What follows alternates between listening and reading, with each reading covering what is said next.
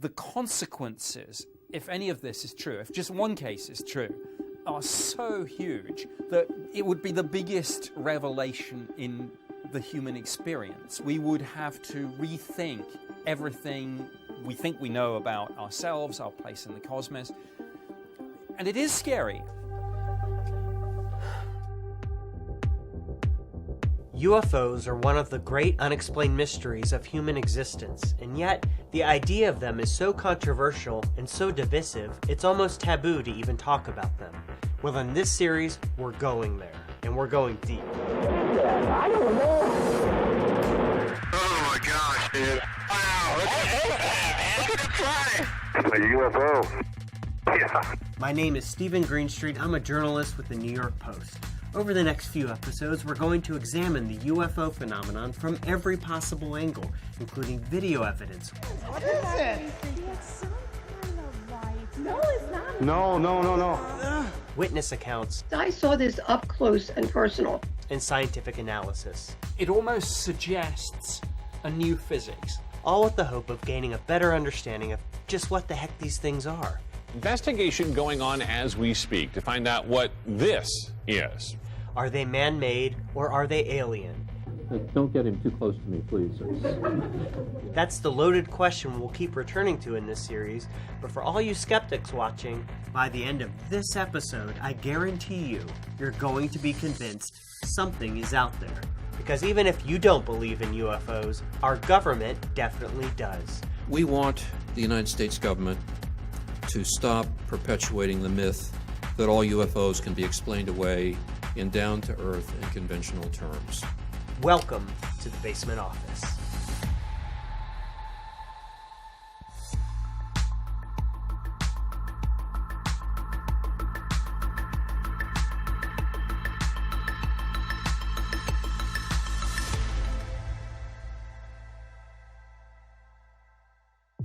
We are going to begin our series by dissecting the government's involvement in the world of UFOs. The mind-blowing fact the military has admitted that they exist, and that according to the Pentagon, they pose a, quote, threat to our homeland.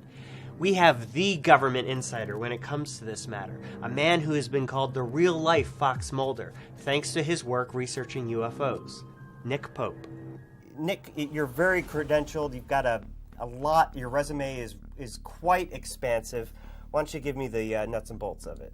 I worked for the British government for 21 years at the Ministry of Defence, and for much of the early 90s, I ran the UK's UFO program. So my job was to research and investigate the phenomenon and come to a judgment about whether there was evidence of any threat to the defence of the UK or anything of more general scientific interest. So you've outlined everything you did in the UK investigating UFOs. Does the US government have a similar program? Yes, the US started in the UFO game in 1947, and they had then 3 programs under the name Sign, Grudge, and Blue Book. Blue Book was the most famous, long-running one. It was essentially the same thing. Research and investigate the phenomenon, see if there's a threat.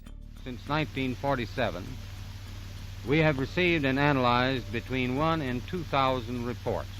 The Air Force interest in this problem has been due to our feeling of an obligation to identify and analyze to the best of our ability anything in the air that may have the possibility of threat or menace to the United States.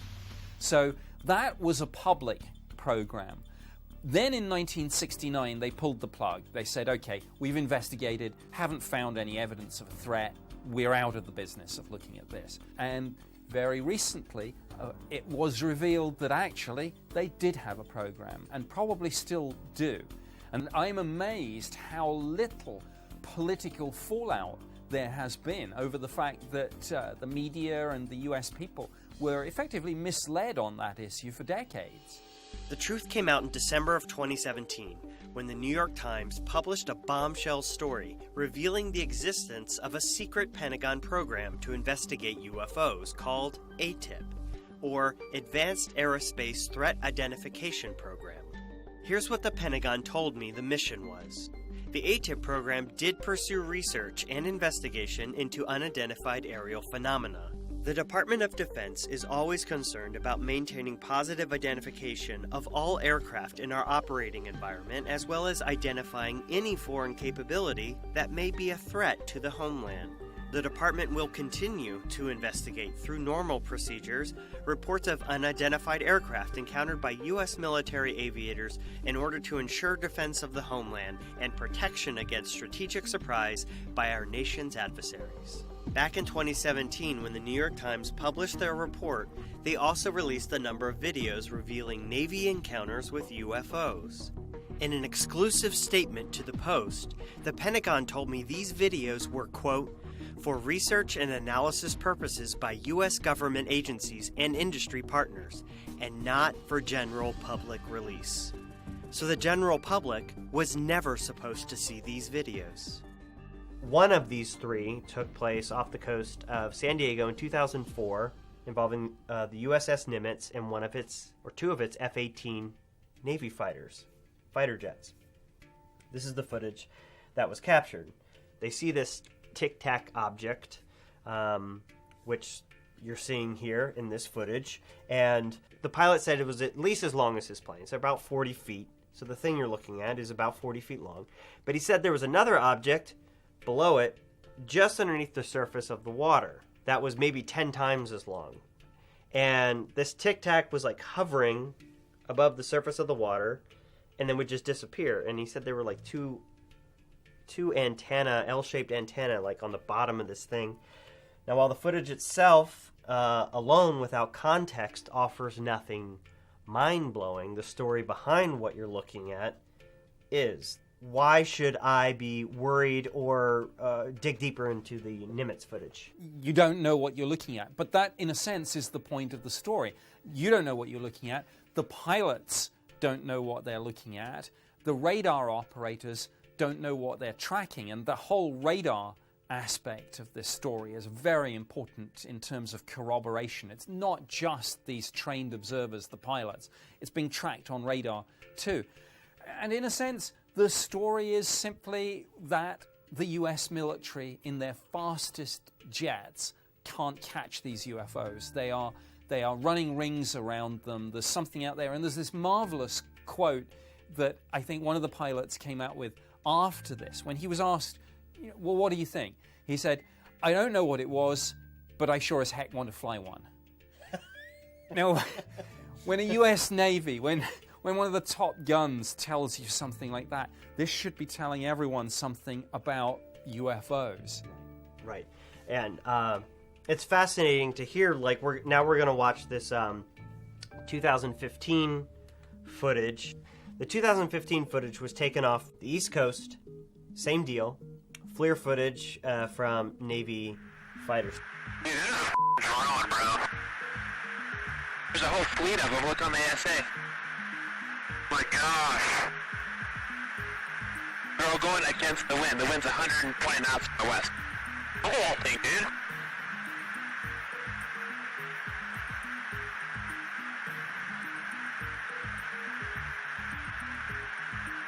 That's not our LNS though, is it? It's not. That is the LNS, dude. Well, if there's like... Look at that thing. It's rotating. Guys, what blows my mind is, again, people whose full-time jobs are to defend this country, to take to the air, identify threats, know when they're there, and to take them out. They see these things and they're like, wait, what do we do? And when they start suddenly saying, look at that thing go, like, there's a whole fleet of them. Wow. And you can hear the tension and excitement in their voices, and you know that something extraordinary was going on. Yes. And the last clip we're going to play is the third of these three videos that were released. It's called the Go Fast UFO, where these pilots observe an extremely fast-moving object and are able to actually hone in on it. Their cameras are actually able to lock on this object, and you hear it in their voice. In fact, I'm going to turn it down because they get so loud. There it is. They're trying to lock in on it. This thing's moving. Nickel 6-1 Tango, object. Oh, got it! Woohoo! There's troubleshooting as soon as Did you box moving target? No, I took an auto track. Oh, okay. Oh my gosh, dude. Wow, look at it fly. They're watching this thing zip so fast, and they're like, look at that thing moving. These are guys that move for a living. These are guys that do fly for a living. And they're blown away. Exactly. When you fly thousands of miles an hour, you don't get excited about that kind of thing unless it's orders of magnitude beyond it. And clearly they were seeing and experiencing something they'd never come across before. Apparently, these clips are just the tip of the iceberg when it comes to naval encounters with UFOs. In fact, pilots have experienced so many sightings that in recent weeks, brass has been forced to implement an official reporting protocol. But it turns out, UFOs aren't just a Navy problem. I spoke with John Greenwald, who runs the Black Vault, a site dedicated to unearthing government secrets by using the Freedom of Information Act. And he discovered that the Air Force is also dealing with UFO sightings.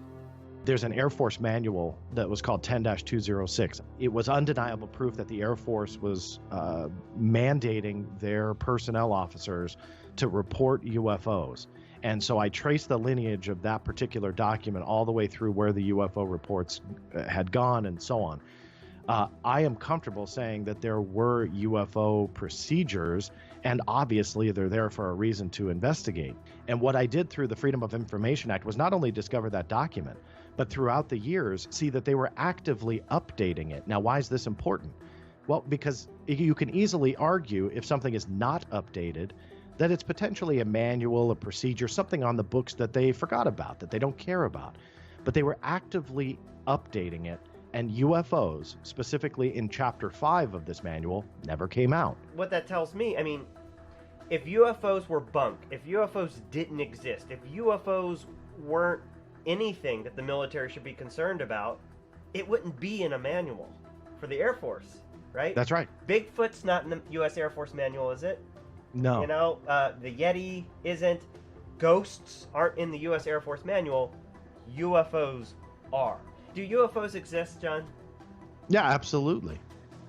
So the Navy is not alone in encountering UFOs. The Air Force literally has it in their manual. We have video evidence of this. This is a video clip from Nellis Air Force Base, which is very close to actually Area 51 out in Nevada, of a round saucer-looking object flying about. And the military folks viewing this and observing this are commenting on it. What the heck is this thing? Do we have anything out? What's going on? I don't know. And of course, this being close to Area 51 could be anything. But the fact that these guys on base have no idea. This is where it gets interesting to me. Now, I don't buy into many of the conspiracy theories about this, most of which say, well, it's probably some secret military program. These are the people that run the secret military programs, and when they're the ones having the discussion saying, hey, we've got this weird thing, then it should be a wake-up call for everyone. And military personnel are not the only pilots encountering UFOs. We're actually going to listen to audio, FAA audio, of commercial airliners having close encounters. This first one takes place off the coast of Oregon in 2017. You know that target south of the boundary there, that 0027 code moving very fast at 37,000? Oh, look at that thing. Yeah, that's crazy. Huh. And you don't have anything on him, huh? I got nothing. Well, look. Yeah, for United 612, it's just a white speck out there. I mean, we can see it, but there's no identification on it, just that it's there. Where this guy ended up, we don't know. Oh, so we still don't know. No. The fighters scrambled. They went out looking around a little bit, but we lost anybody having sight of the aircraft. Wow, that's weird. It's really weird, yeah. Well, this is typical of, I guess, the sort of case that interests me. A UFO where you're having this discussion, and it's not some friend of a friend story. We have the recordings. And for the skeptics who say that no one takes UFOs seriously, They scrambled military jets to try and intercept this thing and get a look at it. And wait, what does it tell you when an F-16 can't catch something? Right. Then clearly it goes back to the point, speed and maneuverability. These UFOs, whatever they are, run rings around our best air defense fighters. From your lofty position at the Ministry of Defense investigating UFOs, what are some of the mind-blowing realities about these observed objects? Well, I think it's the speeds and the maneuvers. I've sat down and spoken to Air Force pilots, commercial pilots, radar operators, who have told me about visual sightings and radar tracking of objects, performing speeds and maneuvers that we simply can't match. I mean, not just, it's a little bit faster than us, because then you could say, well, maybe it's just next generation stealth fighter, but orders of magnitude above and beyond anything we can do. The idea that an object can hover, a huge object, you need an incredible amount of energy to keep something hovering like that. Some of these UFO reports, credible reports, pilots, military personnel, police officers, talk about objects the size of a football field, the size of an aircraft carrier. No sound. No sound. They don't break the sound barrier. Yep. They're going Mach 2, 3, 4 to 10. No sound barrier. Boom. No sonic booms. It almost suggests a new physics, or rather, physics that we currently can't understand or replicate. Okay, so the clip we're going to see here takes place over the Atlantic Ocean off the coast of Ireland between British Airways flight and a Virgin Atlantic flight, and of course the radar tower. Any military traffic you got right now? There's nothing showing on either primary or secondary. Okay, it was moving so fast, in fact you can no longer see it, but yes, thank you. Alongside you? Get to come up on our left-hand side and then rapidly veer to the north. We saw bright light and then it just disappeared at a very high speed. We were just wondering. We didn't think it was a likely collision course, we were just wondering what that could have been. The Virgin 76 also saw that in our 11 o'clock position, two bright lights. Say again? Virgin 76. I saw two bright lights, 11 o'clock, seem to back over to the right and then climb away at speed, at least from our perspective. Okay, we're passing that on now, thank you. Meteor or another object making some kind of re-entry. Appeared to be multiple objects following the same sort of trajectory, very bright from where we were. Okay, that's copied. Glad it wasn't just me? No, yeah, very interesting, that one. Okay, just so you know that other aircraft in the air have also reported the same thing, so we're going to have a look and see. Okay, so the thing that blows me away about this is the description of what they're seeing. They see two bright lights. The one pilot says it came up. She describes it coming up and then veering away at speed. And pilots are familiar with airspeed, what's moving, how fast, etc. When you've got multiple pilots exclaiming, this sucker is moving very fast, what's going on here, man? Well, it's interesting because the main skeptical theory here is that it was maybe the burning up in the Earth's atmosphere of some sort of fireball meteor. But then you listen to the recording, you hear clear references to a change of direction. One of the references to the object veering away. One of the other references to the object climbing rapidly. It goes back to the point. It's not just the speeds, it's the maneuvers. And again, there are dozens, if not hundreds, of these, examples of these. Let's take a listen. Number 71 Papa Golf, go ahead. And was anybody above us that passed us like 30 seconds ago? Number 71 Papa Golf, negative. Okay. A UFO. Yeah. American 1095, let me know if you see anything pass over you here in the next 15 miles. You know if anything passes over? American 1095, affirmative. We had an aircraft in front of you that's 37 that reported something pass over him, and we didn't have any targets, so just let me know if you see anything pass over you. I don't know what it was. It wasn't an airplane, but the path was going the opposite direction. Hey, it's American 1095. Yeah, something just passed over us. Back up. Don't know what it was, but it's at least 3,000 feet above us. So yeah, it passed right over the top of us. Okay, American 1095, thank you. American 1095, can you tell if it was in motion or just hovering? Make it out whether it was a balloon or whatnot, but it was just really either bright or had a big reflection on it, several thousand feet above us, going opposite directions. Okay, Roger. Was it a Google balloon? Tesla. UFO. Okay, so another example of American Airlines pilot, flying through the air.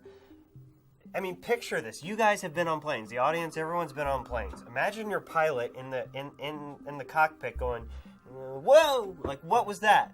And then calling the radar control tower and going, "Hey, man, did something just fly over us?" Radar tower says, "We got nothing." Right? We don't see a thing, right? And then they call in this clip, they call the airplane behind him and says, "Hey, this guy in front of you saw something pass over you. Tell me if you see something." Zip, it flies over him. Now, the pilot there, interestingly, he wasn't afraid to use the phrase UFO. Most of them are, and I've come across many, many cases where people get around this by just using code phrases like, "We've seen an unusual aircraft," or "an unconventional helicopter." The word UFO, you say it, people have a knee-jerk reaction that it equals aliens. UFO, aliens. It means unidentified flying objects. We've investigated, we looked at this thing, and we still don't know what it is. It's a UFO. It's an unidentified flying object. UFO is, or should, mean simply something in our airspace that we can't identify. And of course, every government and air force on the face of the planet wants to know what's in its skies. Are there any threats? Are there any opportunities? Is it the Russians? Is it somebody else? I can't deny. I sit here right now and I can't deny that UFOs exist. I can't go that far to say they're extraterrestrial, but correct me if I'm wrong, the leading hypothesis is that they are. Yes, even within government, we admitted that it was a possibility. But the more I delved back into those real-life X-Files, and the more I started investigating the new cases that came in every day, the more I began to see, wait a minute, not all these people are wrong. Not all these people are crazy. And what do I tell the pilot, be they an experienced commercial aircraft captain, or be they a fast jet pilot in the Air Force? What do I tell those sorts of people when they come to me and say, "I've seen this incredible object, I chased it, it outmaneuvered me at every turn"? Yeah, it's scary stuff. It is scary, yeah. I totally agree. I think if they are visiting us here, although we have a space program, we haven't got very far. Any technology that viable interstellar travel technology that extraterrestrials must possess if we are being visited is clearly orders of magnitude above anything we've got. And yes, absolutely, that's scary. That's why government views this in terms of threats and opportunities, because they are smarter than us and more advanced. That's a worry. The skeptics have to be right every single day. The believers only need to be right once, and this is the ultimate game changer. I mean, we only need all those documents that you've read, all those cases you've looked at, all the videos. Only one of them needs to be extraterrestrial, and we rewrite the history books. Right. Only one of those changes the course of humanity.